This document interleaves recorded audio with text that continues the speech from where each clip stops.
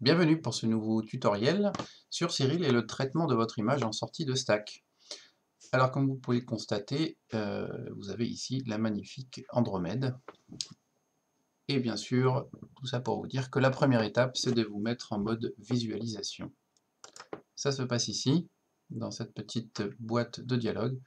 Vous allez sur Auto-ajustement et vous verrez apparaître enfin votre image. Alors bien sûr, cette image est encore en linéaire. L'auto-ajustement est un mode de visualisation qui va vous montrer ce que votre image a comme potentiel. Et ce potentiel, il va falloir aller le chercher. Alors la manière, on va dire un petit peu automatique de le faire, je vais vous la présenter ici, car c'est aussi la plus, comment dire, abordable pour les APN, les boîtiers réflexes, car ces appareils n'étant pas aussi sensibles que la caméra, travailler en linéaire avec ce type d'image n'est pas forcément recommandé, ni vraiment facile à faire ressortir tout le signal que vous avez pu capter. Et le mode auto-ajustement va le faire de manière très équilibrée, et il y aura juste quelques étapes à faire pour ensuite obtenir votre image et aller la traiter dans Photoshop, GIMP ou autre logiciel de traitement d'image. Donc, nous avons nos deux images, l'image couleur et l'image noir et blanc ici. L'image noir et blanc va nous servir de référence et de plan de travail. Et nous allons commencer tout de suite. Donc, toutes les opérations se passent ici. Traitement de l'image. Vous avez ici toutes les options que vous propose Cyril.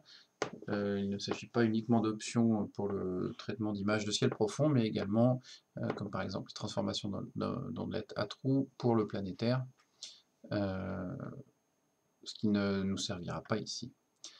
Alors, la première étape, avant de transformer l'histogramme, nous allons étalonner les couleurs et faire la balance des blancs, ce qui se fait toujours sur une image linéaire. Vous pouvez faire l'essai en faisant la transformation de l'histogramme et ensuite faire l'étalonnage des couleurs, vous verrez que ça ne marchera pas très bien. Alors, pour faire la neutralisation du fond de ciel, il faut sélectionner une zone du ciel où le noir est représentatif, où il n'y a pas trop d'étoiles. Ne prenez pas non plus une zone trop petite, comme ça par exemple.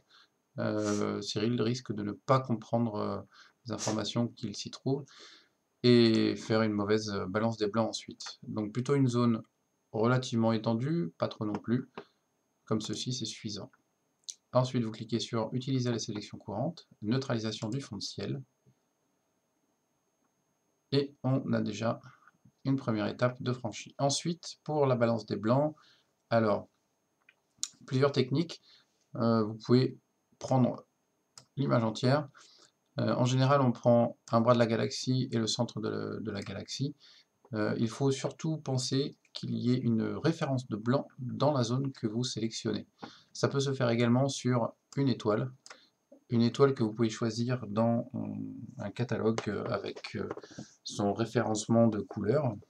Des logiciels comme PixInsight par exemple font une astrométrie et vont chercher parmi quelques catalogues les quelques étoiles qui se trouvent dans l'image et comparent leur colorimétrie pour pouvoir faire la balance des blancs.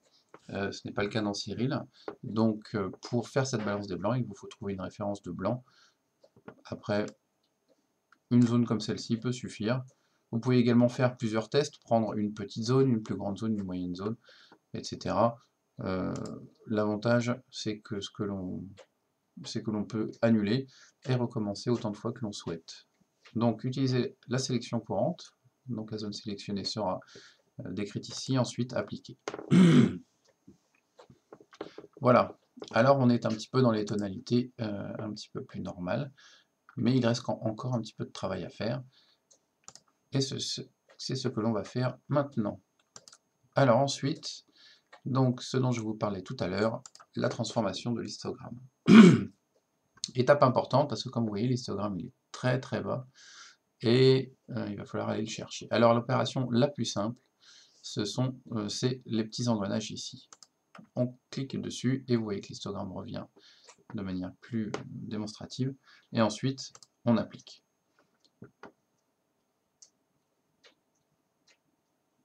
Voilà, et voilà, nous y sommes. Donc ça évite beaucoup d'itérations pour aller chercher l'information, et surtout d'éviter des erreurs, parce que travailler en mode manuel nécessite aussi quelques petites techniques. Ensuite, on ferme. Et il ne reste plus qu'à faire la suppression du bruit vert, la saturation des couleurs, la réduction de la trame. Donc il peut arriver que votre capteur, en fonction de la qualité de votre image, provoque une petite trame. Il n'y a pas vraiment ici de trame, donc je ne pourrais pas vraiment vous montrer ce que ça donne, mais ça peut arriver, ça m'est arrivé d'ailleurs, et c'est un outil très efficace. Ensuite, la déconvolution, qui est un petit outil d'amélioration du contraste et de la netteté. Également, on va le voir tout à l'heure pour la façon de s'en servir. Et enfin, l'extraction de gradient. Donc, la suppression du bruit vert. Donc, vous gardez les options qui sont en général cochées par défaut, qui donnent a priori le meilleur résultat. Vous pouvez bien sûr, comme d'habitude, vous amuser à bouger les curseurs, changer les options, et vous faire une idée du résultat que ça vous apporte. Voilà, on n'a plus de bruit vert.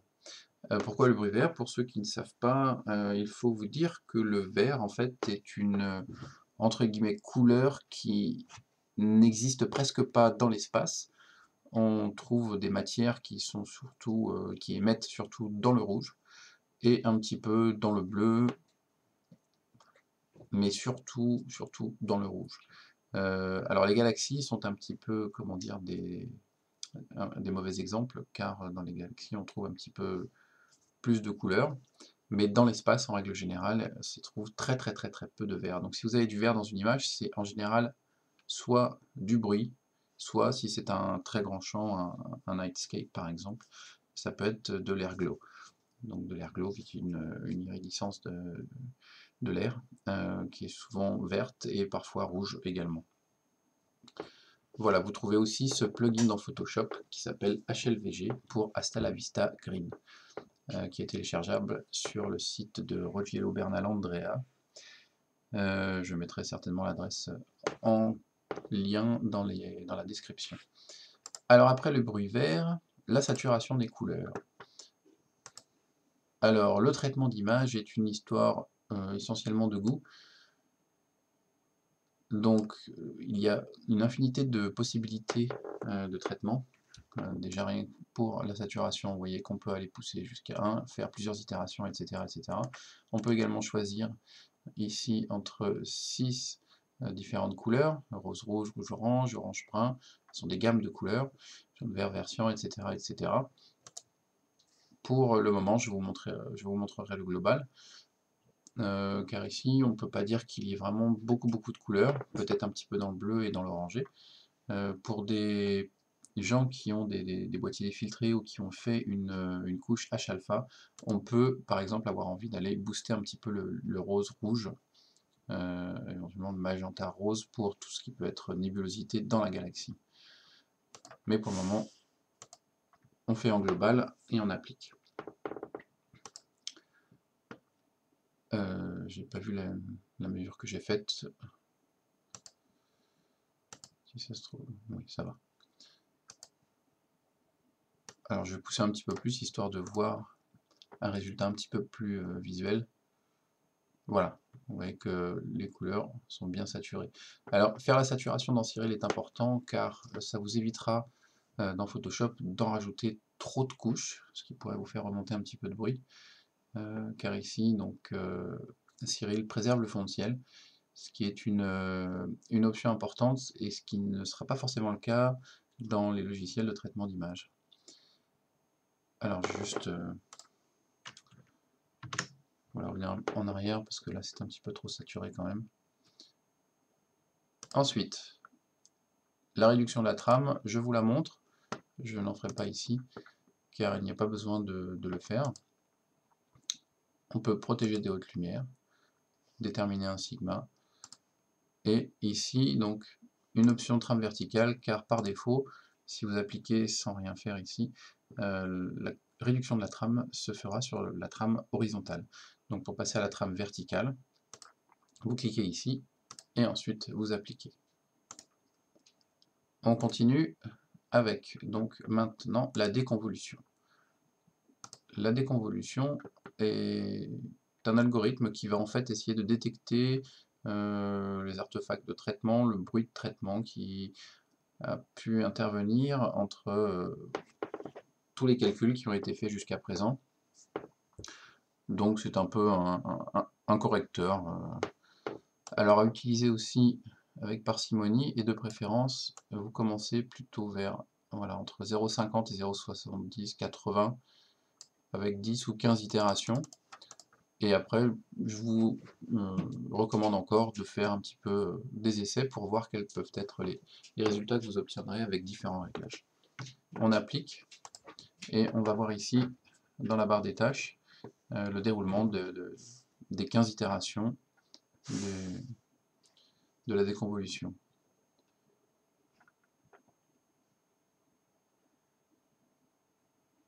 Voilà, on en est à la moitié.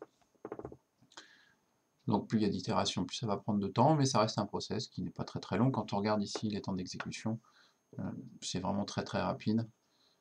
Donc un pré-traitement d'image, alors dans le pré-traitement d'un stack, voilà, c'est terminé. Donc on peut aller voir précisément ce qu'il se passe. Alors on le distingue ici déjà, oui, c'est un petit peu, comment dire, c'est comme si on avait fait un sharpen d'une certaine façon. Donc je vais faire un CTRL Z. Voilà. Donc vous voyez que là c'est un petit peu plus doux.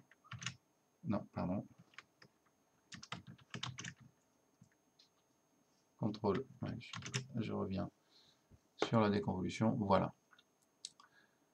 Donc après, ça vous plaît pas, vous recommencez, vous refaites moins d'itérations avec un sigma un peu moins important. C'est à vous de choisir. Et enfin, une chose importante, avant de venir faire l'extraction du gradient, c'est de venir faire ici un recadrage. Car en effet, pour l'extraction de gradient, Cyril a besoin de comprendre comment dire, de quelle sorte est le gradient, et puis surtout de ne pas avoir de zone d'erreur ou des zones qui pourraient l'induire en erreur, de façon à ce qu'il puisse calculer de manière relativement homogène son gradient. Donc pour ce faire, on recadre. Donc vous sélectionnez votre zone et vous venez ici recadrer votre image. Et ensuite, on peut aller faire l'extraction du gradient. Alors personnellement, je me mets très souvent en automatique, ça fonctionne aussi bien que le manuel, et puis ça évite des tracas de sélection de gradient ou autre. Alors, éventuellement, vous pouvez vous mettre en mode histogramme ici, ce qui vous permettra en manuel, voilà, d'aller en fait sélectionner votre gradient. Vous voyez qu'ici il y a des zones assez bizarroïdes, ça je pense que ce sont des défauts du capteur ou du chemin optique que les flats n'ont pas réussi à enlever, donc je pense que ça vient vraiment du capteur.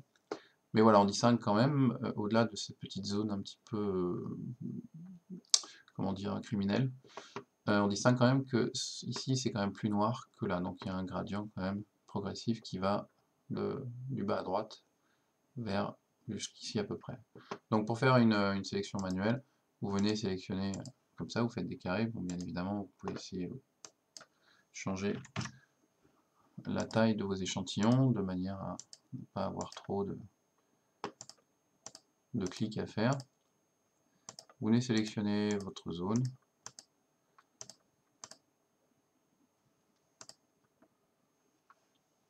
Ensuite, vous faites calculer, de manière à ce qu'il puisse déterminer quel est ce gradient. Une fois que c'est fait, vous pouvez cliquer ici pour qu'il vous montre le gradient. Voilà, ce qui se passe souvent en manuel. Donc là, si j'applique, ça risque de ne pas être terrible.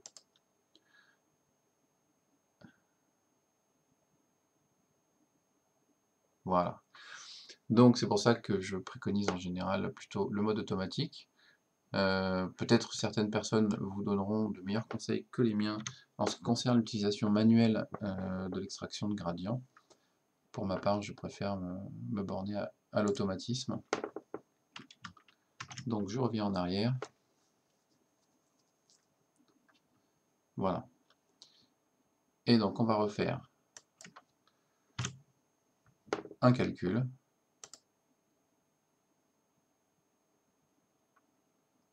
Et on va voir ce qu'il va nous donner.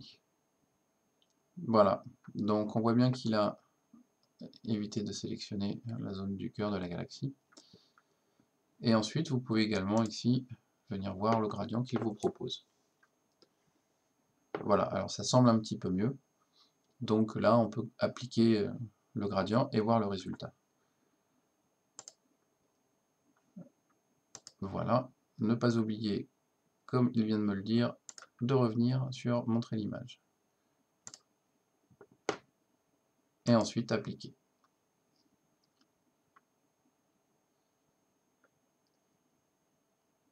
Voilà. Donc, voilà ce que l'on peut constater. Alors, c'est une chose qui arrive plus ou moins fréquemment, ce retrait de gradient.